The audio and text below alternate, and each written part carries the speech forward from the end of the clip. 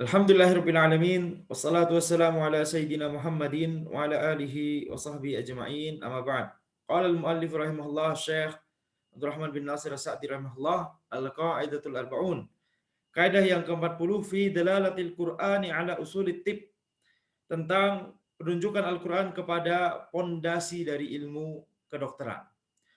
Usulut tibbi thalathah. Pondasi dari ilmu kedokteran itu 3 hal. Dari sini kita mengambil faidah bahwa setiap bidang ilmu, baik itu bidang ilmu syar'i ataupun duniawi, maka kita bisa merangkum satu bidang ilmu tersebut dalam pondasi-pondasi, kaidah-kaidah besar yang itu mencakup seluruh ya bidang ilmu tersebut. Ini kita lihat, ini kalau ya ilmu ini mungkin antum tidak terbiasa dengan hal ini. Tapi kalau hal ini di eh, kita pelajari gitu ya dari para ulama yang mereka terbiasa mempelajari ilmu syar'i, kemudian mereka menjelaskan ilmu dunia, mereka akan menjelaskan bahkan ilmu dunia dengan qawaid wa usul. Ini perbedaan mencolok antara ketika ilmu dunia dikuasai oleh kaum muslimin, para ulama ya yang mereka terbiasa dengan literatur ilmu syar'i dan perumusan cabang-cabang ilmu syar'i, dengan orang-orang kafir yang mereka tidak tahu indahnya dan teraturnya pembahasan ilmu syar'i. Usulut tibbi thalatha, pondasi kaidah besar yang ada di ilmu kedokteran itu ada 3. Yang pertama adalah hifdzus sihhati biisti'malil umurin nafi'ah. Menjaga kesehatan dengan menggunakan hal-hal yang bermanfaat. Kemudian yang kedua, wal himyatu 'anil umurid dharrah. Mencegah dari perkara-perkara yang memberikan madarat. Yang ketiga, wa daf'u ma 'arada lil badan minal mu'dhiyat. Mencegah apa-apa yang bisa muncul di badan, yaitu berupa apa? Berupa hal-hal yang mengganggu. Maka di sini kita lihat ini 3 prinsip utama ilmu kedokteran menurut Syekh Abdurrahman bin Nasir As-Sa'di rahimahullah. Bahkan ilmu kedokteran, ilmu dunia pun bisa dibangun di atas usul wa furu'. Coba bayangkan kalau misalkan ilmu dunia semuanya di tangan kaum muslimin yang memegang ya jalannya riset-riset terdepan, frontier dari ilmu-ilmu dunia tersebut adalah kaum muslimin dan yakni para ulama.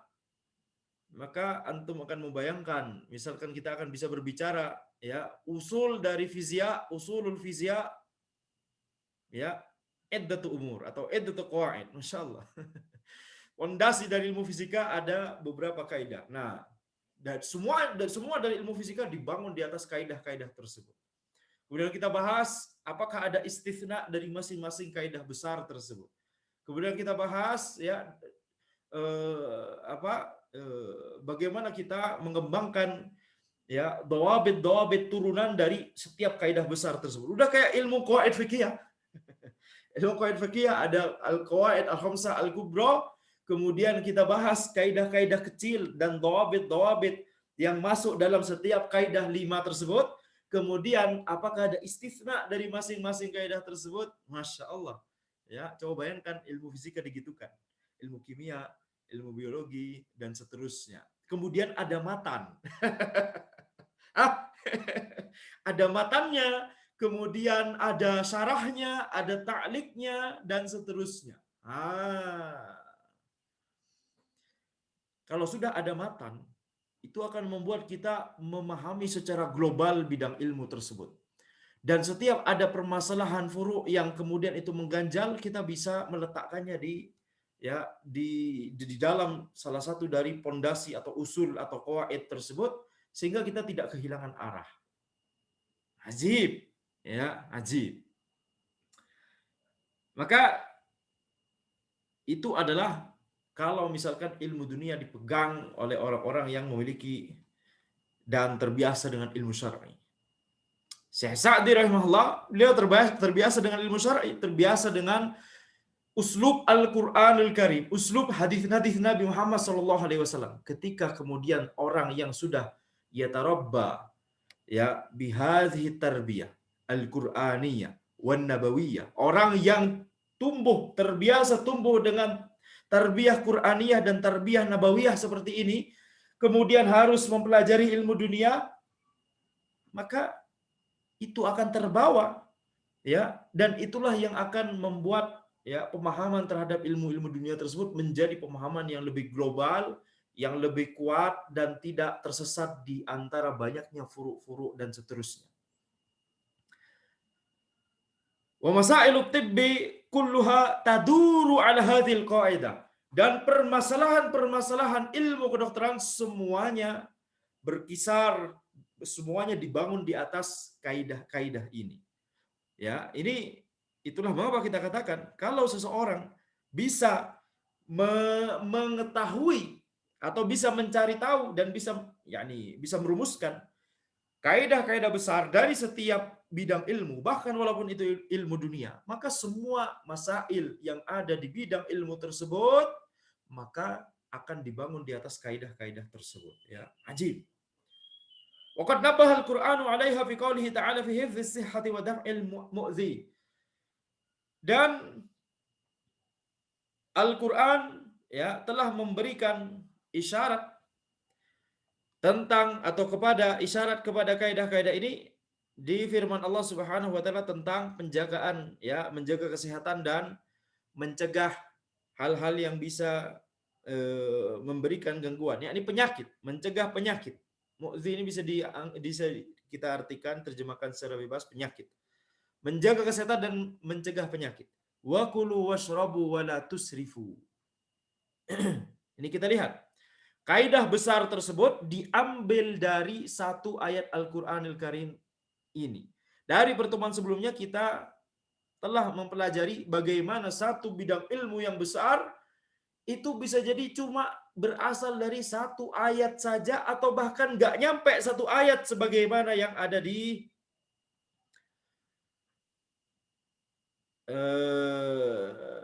contoh ini. Ya, maka kita ketika merenungkan satu ayat, ketika merenungkan satu dalil, atau ketika merenungkan ayat atau hadis gitu, tidak harus ayat, maka itu bisa jadi akan memberikan kita inspirasi untuk membangun satu bidang ilmu tersendiri, membangun satu yakni framework tersendiri, cabang ilmu besar. Itulah keindahan Al-Quran dan Al-Hadis. Itulah keindahan dari Al-Quran dan As-Sunnah.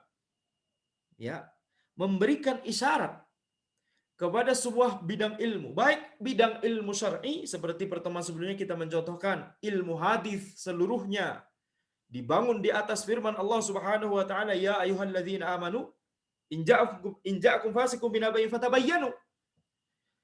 Atau bidang ilmu dunia seperti contohnya bidang ilmu kedokteran itu dibangun di atas ayat ini, wa kulu washrabu wa la tusrifu. Apa maksudnya? Fa amrun bil akli wasyurbi alladzaini la tastaqimul abdanu illa bihima. Maka ini fa amara bil akli. Maka Allah Subhanahu wa taala memerintahkan untuk makan, memerintahkan untuk minum. Di mana makan dan minum itu adalah dua hal yang menjadi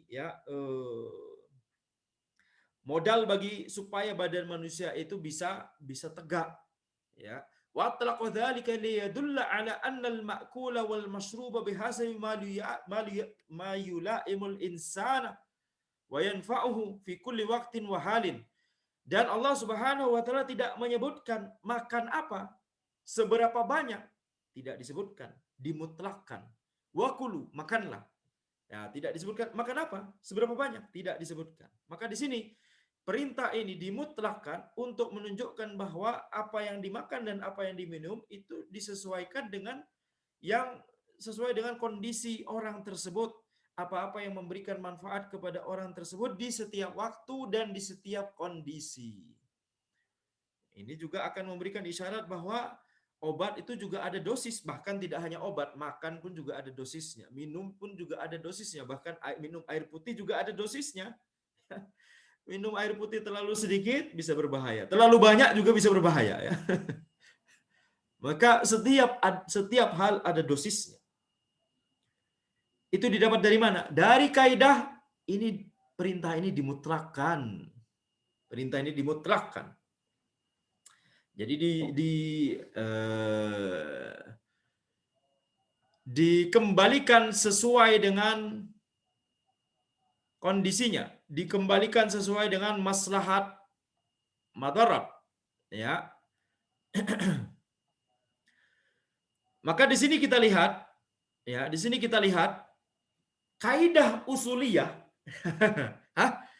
Kalau kita ngambil dari ayat, mengambil dari hadis, antum terapkan seluruh qawaid usuliyah.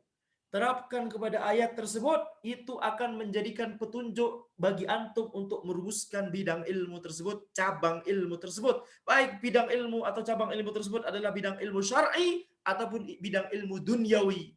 Baik itu contoh di pertemuan kemarin, ilmu hadis, banyak permasalahan-permasalahan, masail-masail dalam ilmu hadis, formula-formula dalam ilmu hadis itu didapat dari mana? Dari inspirasi yang kita dapatkan ketika menerapkan qawaid usuliyah kepada ayat itu. In ja'akum fasikum binaba'in fatabayyanu. Ya, maka di sini kita lihat banyak sekali masail-masail ilmu hadis yang terinspirasi dari ayat itu. Gimana cara ngambil inspirasinya? Terapkan qawaid usuliyah ya masyayikh. Kalau kita mau menganalisa makna dari sebuah ayat, makna dari sebuah hadis, pahami lughahnya, toib jelas makna dari setiap kata, nggak cuma makna, tapi kalau antum belajar fikih lughah nanti insyaallah ya, nanti insyaallah kita akan belajar fikih lughah juga, kalau sudah nyampe ke sana, belajarnya antum, marhalahnya antum, fikih lughah itu dipelajari setelah belajar balaghah, nahwu, sharaf, balaghah, kemudian kita bisa masuk fikih lughah. Kalau kita bicara fikih lughah, setiap kata itu akan dijelaskan. Ini maknanya dia memiliki ya konotasi begini, konotasi begitu. Tidak hanya sekedar makna kamus, tidak hanya sekedar makna kamus, akan tetapi juga dijelaskan bagaimana konotasinya, bagaimana penggunaannya. Oh, kata ini cuma digunakan di ya konteks memuji, kata ini cuma digunakan di konteks mencela. Kalau kata ini digunakan dalam konteks mencela, biasanya digunakan dalam konteks mencela, tapi digunakan saat ini dalam konteks memuji, itu apa maknanya? Atau sebaliknya, begitu ya. Itu dibahas di situ. Di antaranya pembahasannya. Baik. Maka kita lihat di sini, menerapkan qawaid usuliyah kepada ayat ini, kita akan mendapatkan satu kesimpulan. Ini satu qawaid usuliyah tentang bahwa ini perintah kemudian dimutlakkan. Apa maknanya, apa faedahnya? Berarti ya perintah untuk makan dan minum itu diserahkan kepada maslahat dan madarat. Itu nanti akan mengarahkan kita kepada, oh ini harus ada dosisnya. Atau kepada hal-hal lain yang belum kita kepikiran sekarang, belum dikepikiran oleh seluruh orang-orang yang menekuni ilmu medis. Gimana caranya? Dengan cara kita merenungkan, mentadabburi ayat ini, terapkan ya qawaid usuliyah. Terapkan qawaid usuliyah. Jadi lihat bagaimana kaum muslimin itu bisa selangkah, 2 langkah, 100 langkah lebih maju daripada orang-orang kafir. Bahkan dalam masalah ilmu, ya dalam masalah ilmu dunia maksudnya. Kenapa? Karena mereka punya sumber untuk mencari inspirasi. Setelah mencari inspirasi, maka baru kemudian itu diolah di bidang itu sendiri secara ilmiah. Gunakan metode ilmiah di bidang itu, gitu loh. Selesai mengambil inspirasi dari Al-Quran wal Hadis, misalkan, oh berarti harus setiap makanan ada dosis, setiap minuman ada dosis, obat berarti ada dosisnya juga. Sekarang jangan berhenti di situ, tapi pelajarilah secara ilmiah apa-apa yang dinilai sebagai ilmiah, apa-apa yang memenuhi standar keilmiahan di ilmu tersebut terkait bagaimana menentukan dosis. Gimana cara menentukan dosis? Toib, Anda punya obat mah ini gimana dosisnya? Toib, Anda punya obat batuk gimana dosisnya? Anda punya bahkan ya yakni setiap dari hal tersebut harus kita teliti secara apa yang merupakan keilmiahan di situ, apa yang menjadi standar ilmiah di bidang itu. Jadi selesai mengambil inspirasinya, baru terapkan apa-apa yang menjadi standar ilmiah di situ. Jadi apa yang kita ambil dari tadabbur kita terhadap Al-Quran dan Al-Hadis itu hanya sebagai menentukan arah, menentukan visi. Kedepannya bagaimana? Jalan mana yang harus diambil? Oh, jalan apa yang harus diambil? Oh, ini berarti kita harus cari dosis untuk masing-masing obat. Masing-masing obat harus ada dosisnya, harus terperinci dosisnya, harus ada bidang ilmu tersendiri gimana cara mencari ini bisa jadi bukan ilmu kedokteran, ini ilmu farmasi ini ya. Bisa jadi ya. Mengenali tentang dosis. Baru kemudian itu diserahkan kepada bidang itu sendiri. Toib, gimana kita melakukan eksperimen yang ilmiah, yang memenuhi standar keilmiahan di bidang ini, apa? Nyari dosis. Itu bisa jadi kalau antum melakukan itu, orang-orang kafir tidak kepikiran, antum sudah kepikiran, Anda punya visi ini. Ayo kita lakukan gimana melakukannya secara ilmiah di bidang anak ini. Itu caranya kaum muslimin untuk bisa menjadi pemimpin dalam ilmu dunia. Diberikan ya arahannya oleh Allah Subhanahu wa taala dan Nabi Muhammad sallallahu alaihi wasallam dengan menerapkan kaid-kaid usuliyah di sini ya kepada ayat atau hadis. Dan ini sebenarnya wa kulu washrabu wa la tusrifu ya. Kita lihat misalkan 3 kaidah besar ini, menjaga kesehatan, ya, mencegah kemadharatan, mencegah penyakit. Ini kan adalah kaidah yang yakni kaidah yang merupakan termasuk maqasid syariah. Hifdzun nafas, ya, menjaga jiwa supaya tidak ya terkena madharat. Termasuk juga tidak cuma menjaga jiwanya tapi menjaga badannya juga, mencegah dari madharat, mencegah dari penyakit, menjaga kesehatannya, menjaga kebugarannya dan seterusnya. Jadi di sini ini adalah bahkan dari termasuk dari maqasid syariah yang besar dari Islam. Itu hifdzun nafas, menjaga badan, menjaga jiwa dan badan. Kalau itu direnungkan oleh kaum muslimin, oleh para ilmuwan kaum muslimin, maka ya kaum muslimin biiznillah akan menjadi pemimpin lagi dalam bidang ilmu dunia. Kalau kita lihat riset sekarang begitu ya, semuanya trial and error. Tidak ada arah jelas ya. Yang penting arah sains sekarang apa? Arah sains sekarang. Yang penting bisa publikasi udah selesai. Ya, di skala praktisi sains ya. Toib. Yang penting bisa publikasi dulu. Gak ada ya arah besar yang mengarahkan ilmuwan ini kita harus ke sana. Yang penting ada topik, yang penting itu bisa kita lakukan, sudah yang penting ada publikasi. Publish or perish. Publikasikan sesuatu atau perish. Ya, perish itu apa? Yakni hancur. Publikasi atau hancur, udah gitu aja. Hah? Jadi gak ada arah jelas. Yang penting ada kerjaan, kerjain. Yang penting ada kerjaan, kerjain. Publikasi selesai. Tapi gimana kedepannya, arah kedepannya? Itu cuma sedikit sekali yang bisa ke sana, yang bisa memikirkan itu.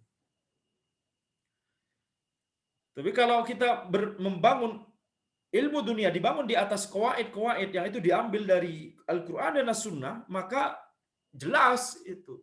Kita akan mengarahkan ilmu fisika ke mana? Yang maslahat, mencegah madharat, dan seterusnya. Dan kita cegah yang penelitian yang termasuk fudulal mubahat.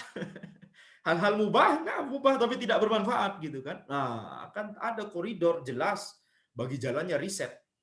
Kalau kita berbekal kepada Al-Quran dan As-Sunnah.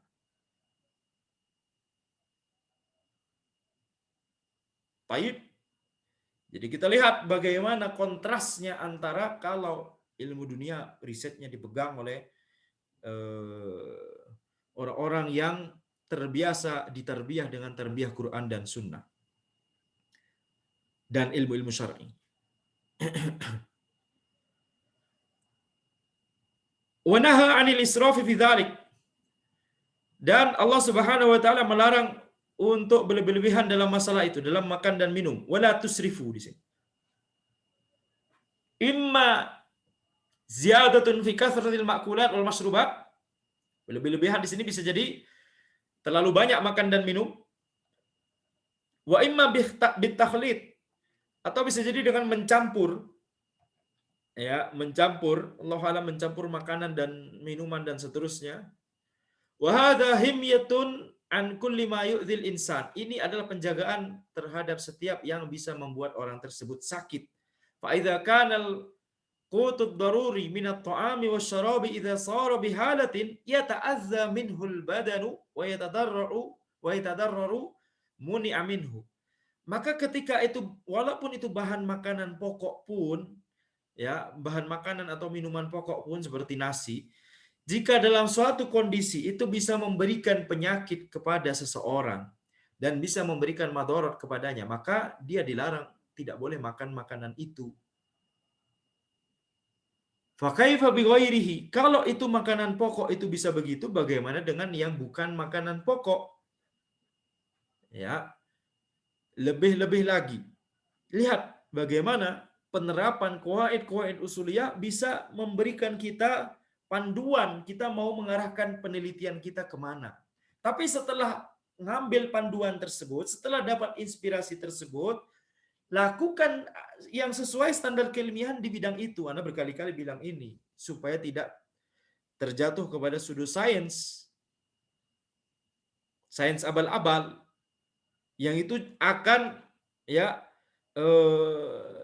membuat orang-orang salah paham terhadap Islam, terhadap Al-Quran dan As-Sunnah. Kalau kemudian dari awal dikatakan, oh ini terinspirasi dari Al-Quran dan As-Sunnah. Kemudian kita lihat, kok penelitiannya sains abal-abal, pseudo sains begitu ya. Nah, orang yang akan melihat akan menilai, ini yang salah ini adalah Islamnya berarti, Al-Qurannya berarti, As-Sunnahnya berarti. Padahal yang salah adalah orang itu. Ya, berbahaya.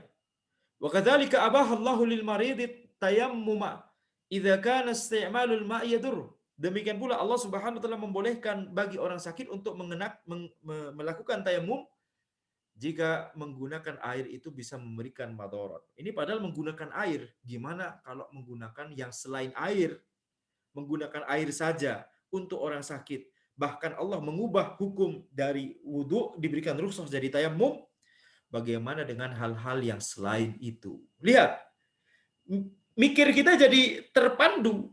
Ini Syekh Sa'di ya nih. Anda nggak habis, Anda takjub sekali dengan kaidah ini, ya. Yang saya dari dulu.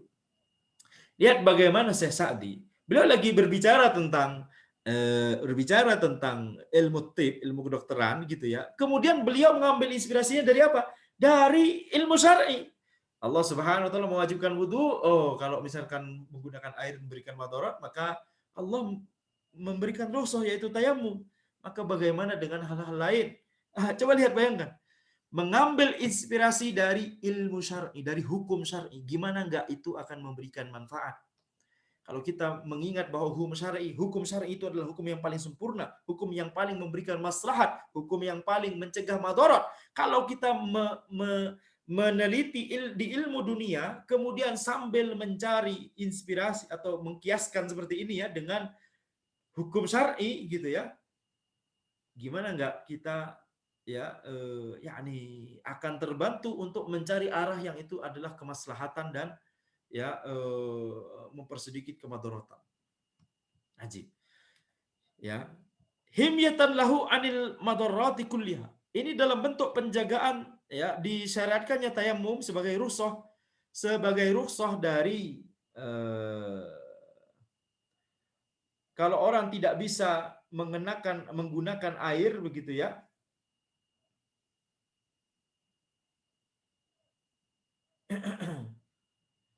Maka kalau yakni kalau disyariatkannya tayamum sebagai rukhsah ini, ya Allah membolehkan atau bahkan Allah yakni mensyariatkan khusus tayamum sebagai rukhsah gitu ya. Maka bagaimana hal-hal lain? Ini himyatan lahu anil madarrati kulliha. Ini dalam rangka menjaga orang tersebut, orang yang sakit tersebut dari kemadaratan-kemadaratan. Wa abaha lil muhrim alladhi bihi adza min ra'sihi ayyahlikahu yufdi. Dibolehkan bagi muhrim yang dia memiliki ya sesuatu di kepalanya, gangguan di kepalanya, dibolehkan untuk mencukurnya dan bayar fidyah. Wa hadza min babil istifragh. Ya, wa izalati ma yu'dzil badan. Fa kaifa bima dararuhu aktsar min hadza. Dan ini semua dalam bab istifragh, yakni eh, eh, menghindari kemadaratan. Ya, istifragh yakni mengosongkan, yakni pergi dari mana? Pergi dari kemadaratan, menghindari kemadaratan. Wa izalati ma yu'dzil badan, dan menghilangkan apa-apa yang memberikan penyakit pada badan. Bagaimana? Kalau itu bisa, hukum syar'i bisa seperti itu, ya, bagaimana dengan hal-hal yang kemadaratannya itu lebih besar? Ya, kemadaratannya itu lebih besar daripada hal-hal seperti ini. Wa naha anil ilqa'i bil yadi ila tahlukah. Dan Allah Subhanahu wa taala melarang kita untuk ya mencelakai diri kita sendiri dengan tangan kita. Fa yadkhulu fi dzalika isti'malu kulli ma yatadarraru bihi al-insanu minal aghdhiyah wal adwiyah. Maka masuk dalam kategori ini menggunakan semua yang bisa memberikan madarat kepada seseorang, ya, baik itu makanan ataupun obat. Ya, jadi tidak boleh memberikan madarat ketika kita makan atau ketika kita minum obat. Ketika kita makan nggak boleh makan makanan yang beracun misalkan atau berbahaya atau dosis yang berlebihan. Ketika minum obat sama, nggak boleh obat yang malah menjadi eh, memberikan madarat gitu kan, menjadi malah seperti racun pada tubuh karena salah obat atau dosisnya tidak tepat. Wa daf'u ma yadurru bi mudafa'atil ladzi lam yaqa' wa taharrus anhu. Dan mencegah apa-apa yang memberikan madarat dengan ya mencegah hal-hal yang itu belum terjadi dan mencegah dari itu. Taharrus sama mencegah, ya, menjaga dari itu. Yakni mencegah dari penyakit yang belum datang begitu ya. Mengobati penyakit yang sudah datang, mencegah penyakit yang belum datang. Wa bi mu'alajatil hadisi bit tariqati tibbiyah an-nafi'ah. Demikian pula ya syariat juga memberikan isyarat kepada apa? Kepada menggunakan al yakni bi mu'alajatil hadis, yakni mengobati hal-hal yang menimpa seseorang begitu ya, penyakit bitariqah at-tibbiyah an-nafi'ah, yaitu dengan metode-metode kedokteran yang itu bermanfaat. Semua metode yang bermanfaat itu masuk dalam apa yang ditunjukkan oleh syariat. Wa kadzalika ma dzakarahu Allah fi kitabihi minal a'mali kulliha kal jihadi was salah. Demikian pula apa-apa yang disebutkan oleh Allah Subhanahu wa taala di kitabnya berupa amalan-amalan seluruhnya seperti jihad, salat, was-shaum wal hajj, puasa, haji, wa baqiyatil a'mal, dan amalan-amalan yang lain. Walisani ilal khalqi, dan berbuat baik kepada makhluk. Fa innaha wa in kana al maqsudul a'zamu minha nailu ridallah wa qurbuhu fa in kana al maqsudul a'zamu minha naila ridallah wa qurbahu wa thawabahu wal ihsana ila 'abidihi fa inna fiha sihhatan lil abdan wa tamrinan laha wa riyadatan wa rahatan lin nafas wa farhan lil qalbi wa asraran khassatan tahfazu sihhah wa tanmiyah, ya, wa tanzila wa tanzilun anha al mu'dhiyat. Harusnya wa asrarun khussatan tahfadzus sihah wa tanmiha wa tuzilu anhal mu'dhiyat. Tayyib, ini tuzil ya, bukan tanzil. Aywa. Jadi perbuatan-perbuatan yang amalan-amalan yang lain yang disebutkan di Al-Qur'an seperti jihad, salat, puasa, haji, dan amalan-amalan ibadah lain, dan berbuat baik kepada makhluk, walaupun maksud yang paling utama dari amalan-amalan tersebut adalah meraih ridha Allah, bertakarub kepada Allah, meraih pahala Allah, berbuat baik kepada sesama hamba, kepada para hamba Allah. Akan tapi di situ semua ada ya terkandung hal-hal yang bisa membuat badan itu sehat. Di dalam itu semua terkandung ya hal-hal yang merupakan faktor untuk mendukung sehatnya badan dan melatih badan ya, dan na'am riyadhah, melatih badan, warahatan lin nafas, dan membuat jiwa itu menjadi tenang, wa farhan lil qalbi, membuat hati itu bahagia, wa asraran khassatan tahfadus sihah, dan juga ya, dan juga rahasia-rahasia khusus yang itu menjaga kesehatan ya, dan yakni meningkatkan kesehatan, wa tuzilu anhal mu'dhiyat, dan juga menghilangkan penyakit. Wabil jumlah fa inna jami'a syara'i tarji'u ila salahil qulubi wal arwahi wal akhlaqi wal abdani wal amwali wad dunya wal akhirah wallahu a'lam. Ya, maka secara umum semua yang disyariatkan oleh syariat itu kembali kepada kemaslahatan hati, ruh, akhlak, badan, harta, dunia dan akhirat. Wallahu a'lam. Ini kalau kita ya merenungkan Al-Quran dan Al-Hadis ya, maka inilah yang akan kita yakni dapatkan. Kita akan mendapatkan kaidah-kaidah besar di mana semuanya di situ akan dipandu oleh kaidah-kaidah besar ini ya. Tidak akan kehilangan arah atau tidak akan melakukan hal-hal yang merupakan fudulul mubahat ya, hal-hal mubah tapi tidak bermanfaat, atau bahkan hal-hal muharramat, hal-hal yang haram yang itu banyak dilakukan oleh orang-orang kafir ketika mereka melakukan penelitian ilmu dunia. Mereka banyak melakukan hal-hal yang haram di situ. Itu gak mungkin dilakukan kalau kita melandaskan penelitian ilmiah kita dengan qawaid-qawaid syar'iyyah atau qawaid-qawaid al-mustakhrajah minal ayati wal ahadits. Qawaid-qawaid yang dikeluarkan, yang diekstrak dari Al-Quran dan Al-Hadis, ayat dan hadis. Kemudian Syekh Al-Utsaimin rahimahullah, beliau menjelaskan, hadhihi aidan qaidatun nafi'ah. Ini juga adalah kaidah yang bermanfaat. Khulasatuha, ringkasannya adalah annal Qur'ana arsyada ila usuli tibbits thalathah. Al-Quran itu memberikan penunjukan kepada, mengisyaratkan kepada kaidah ilmu kedokteran ya, tiga kaidah ilmu kedokteran. Wahiyat taqayyudu bima yahfazu sihhata wal badan. Tiga kaidah tersebut adalah ya at-taqayyud bima yahfazu sihhata wal badan. Senantiasa konsisten menggunakan atau menerapkan hal-hal yang itu menjaga kesehatan dan badan, menjaga kesehatan dan menjaga badan. Wal himyati amma yadur, dan menjaga dari apa-apa yang memberikan madarat. Wa izalati ma yu'dhih, dan menghilangkan apa-apa yang bisa menimbulkan penyakit. Dzakarahallahu subhanahu wa ta'ala ya kullaha fil Quran. Allah subhanahu wa ta'ala menyebutkan semua itu di Al-Quran. Semua kaidah itu di Al-Quran. Wa kulu washrabu, hadha isti'malu ma yahfadhu sihhah. Wa kulu washrabu, makanlah dan minumlah. Ini berarti apa? Ini sesuatu yang bisa menjaga kesehatan. Wala tusrifu, wa hadha al-himyatu amma yadur.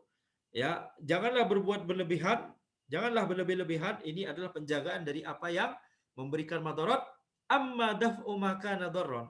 Fadzakara al-muallif rahimahullah lahu fidyatul adza. Adapun mencegah apa-apa yang bisa memberikan madarat, maka penulis yaitu Syekh Sa'di rahimahullah, beliau menyebutkannya di ayat yang lain, yaitu tentang fidyatul adza. Faman kana minkum maridan aw bihi adzam min ra'sihi, dan seterusnya ya. Maka barang siapa yang sakit ataupun yang memiliki adza, gangguan di kepalanya, maka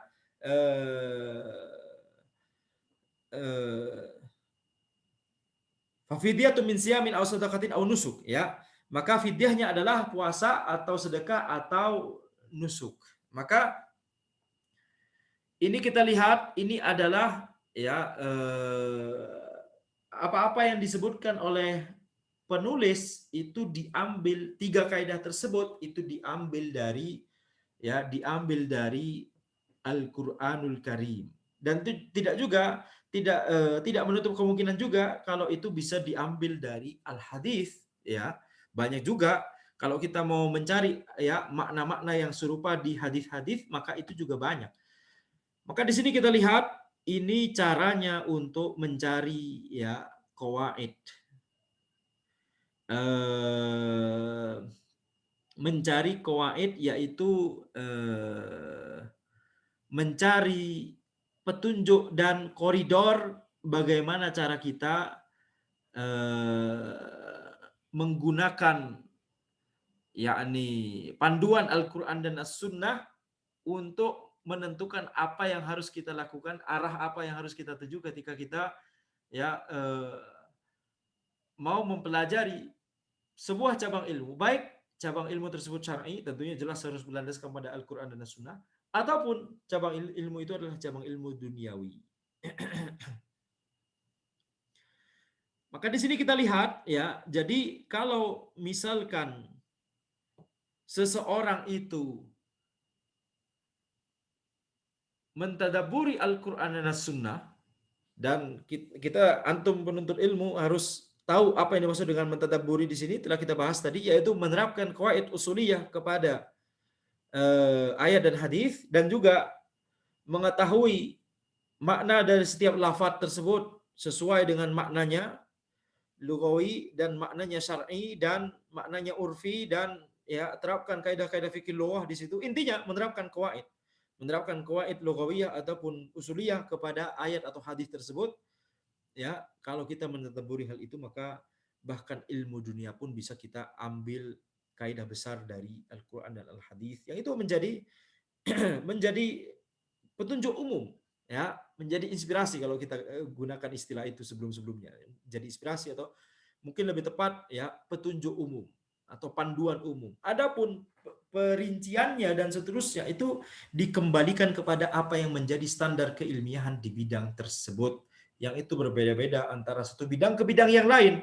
Terkadang satu bidang merupakan keilmiahan kalau kita menggunakan ya statistik. Kalau kita menggunakan statistik, bahkan kemarin kita jelaskan ilmu hadis itu menggunakan statistik kan sebenarnya. Kita jamak turuk, kita menggabungkan sanad-sanad, kemudian kita lihat orang ini, kita ingin mencari tahu rawi ini ada fiqh atau dhaif atau kadzab. Kita gabungkan seluruh, kita kumpulkan semua hadis yang dia riwayatkan atau diriwayatkan dari dia atau oleh dia. Kita jam'ut turuk, itu maksudnya menggabungkan sanad-sanad tentang ya, yang menyebutkan tentang dia, kemudian kita lihat ya bagaimana hadis yang dia riwayatkan tersebut, masalahnya di mana, masalahnya di dia atau masalahnya di orang lain dan seterusnya.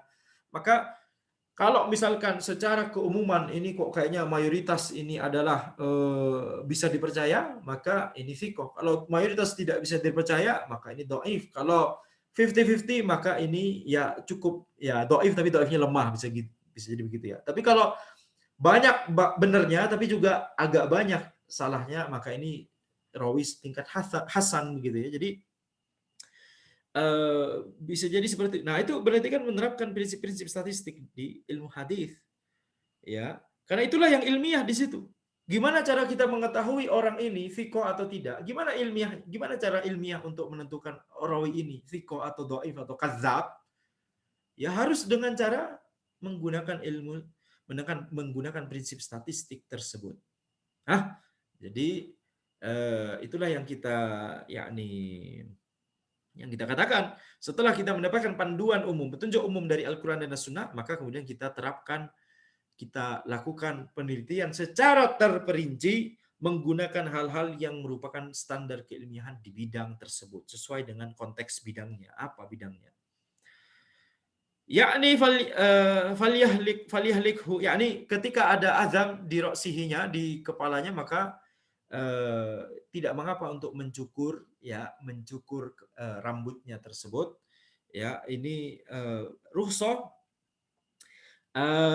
dan ini adalah yakni berarti disyariatkan untuk menghilangkan gangguan gitu ya, menghilangkan gangguan.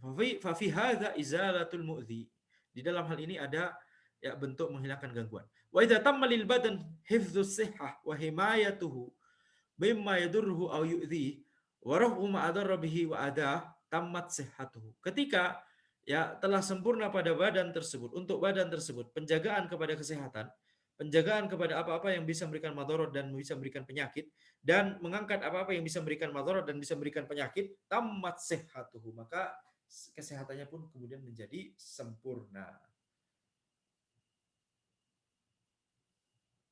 Maka di sini kita lihat ya yang bisa kita ambil dari hal ini adalah bahkan Al-Qur'an dan Al-Hadis bisa digunakan sebagai, tentunya harus ya, bukan bisa lagi, harus kita gunakan sebagai panduan umum mencari apa yang maslahat dan madarat dari sebuah bidang ilmu. Baik.